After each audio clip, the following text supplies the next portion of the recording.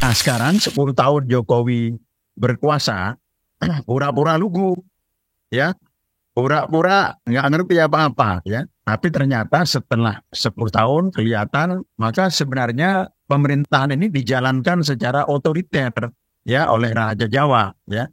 Dan saya sudah menyebut 5 tahun yang lalu itu Jokowi itu Raja Utang, ya. Coba dibuka di googling, ya. Dan akibatnya Prabowo akan mewarisi utang itu.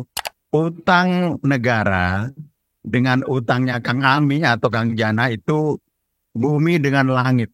Satu institusi, satu lembaga, satu aturan main, satu regulasi, suatu tanggung jawab yang berbeda satu sama lain. Kalau Kang Jana mengambil utang, ya, dengan keputusannya sendiri, mau banyak, mau sedikit, mau kenceng, mau lambat, nggak ada kaitan dengan siapapun. Dengan saya nggak ada urusan. Itu ada domain pribadi, ya. Jadi Kang Ami, ya, sebagai deputi atau menteri nanti kalau pribadi, ya, itu nggak ada urusan dengan kita. Sama sekali tidak ada, ya.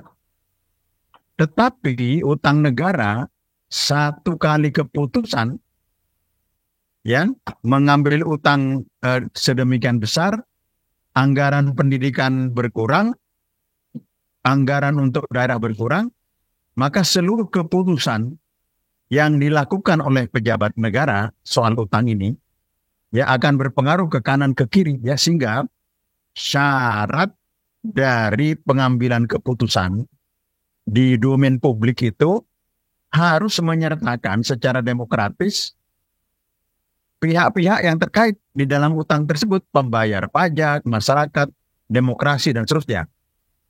Dan di dalam proses demokrasi sistem yang kita jalankan, harus ada check and balances.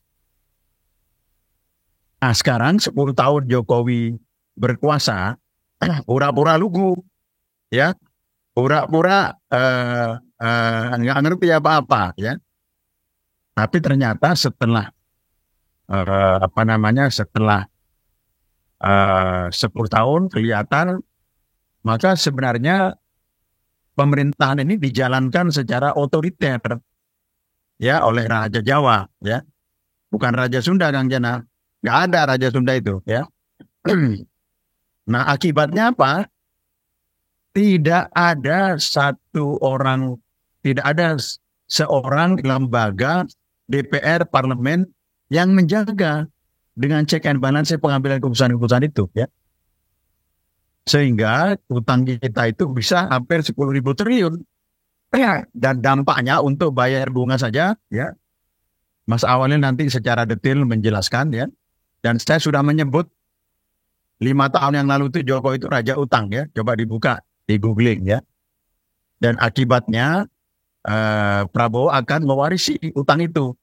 Dan kalau nanti menjalankan kebijakan yang sama dengan Jokowi, Prabowo, seperti yang dikatakan Faisal Basri, insya Allah akan krisis, ya, akan lebih dalam krisisnya, ya.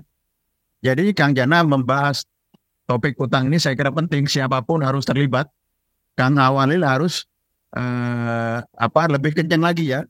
Prof Tika jangan terlalu lembut, ya. Nah Aisyah itu masih lembut, dan kalau Pak Tauhid sudah takut-takut karena bagian dari pemerintahan sekarang, ya. Saya kira itu, ya, dan kita akan memang perdebatan terjadi, Luhut dan yang lain-lain. Ini kita belum 100%, ya, rasio utang kita. Ya, kalau di Jepang meskipun 100%, kalau bunganya 0,7, 0,9%, ya, punya utang 500, dia cuma bayar 30 triliun. Kalau punya utang 8.500, ya, kita bayar 500 triliun. Kalau Jepang dengan 0,9 bayarnya cuma 30-40 triliun, kan beda. Ya enggak?